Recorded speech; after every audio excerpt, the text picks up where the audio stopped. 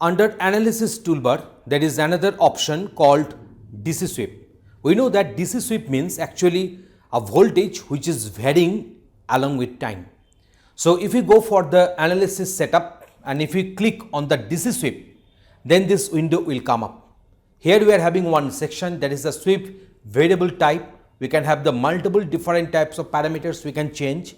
We are having the sweep type here, and you can write the respective voltage source name, and you can make the start value, end value, and increment by what value that can be mentioned. Also, you can go for the nested sweep. So in our experiment where we did the characteristic graph plotting for MOSFET, there we have used this DC sweep and also the nested sweep option accordingly. So in our demonstration right now, we shall show you that how to use this DC sweep option in our software of PSpice. So here is the demonstration for you. Let us discuss more about the DC sweep now. So if you click on this setup analysis, then this window will come up, and in this dialog box, if you click on the DC sweep, then this sub window will be coming up. In this particular dialog, we are having the respective voltage source, temperature, current source, model parameters, and global parameters.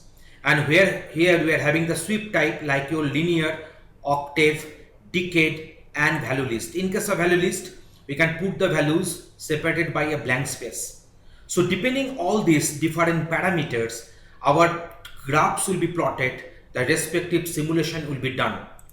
So in our project where we have discussed the N-channel MOSFET, enhancement MOSFET, in those cases to plot the input and output characteristics curves, we have used this DC sweep. So we are requesting you please watch that video for the better understanding. So DC sweep in PSpice is actually, it is having capability to simulate your circuit using different start and end values and the number of points you want to mention. So this is the respective start value, this is the respective end value, and the increment factors whatever you are having. So it will be applied for this particular voltage source VDS which is there in our circuit.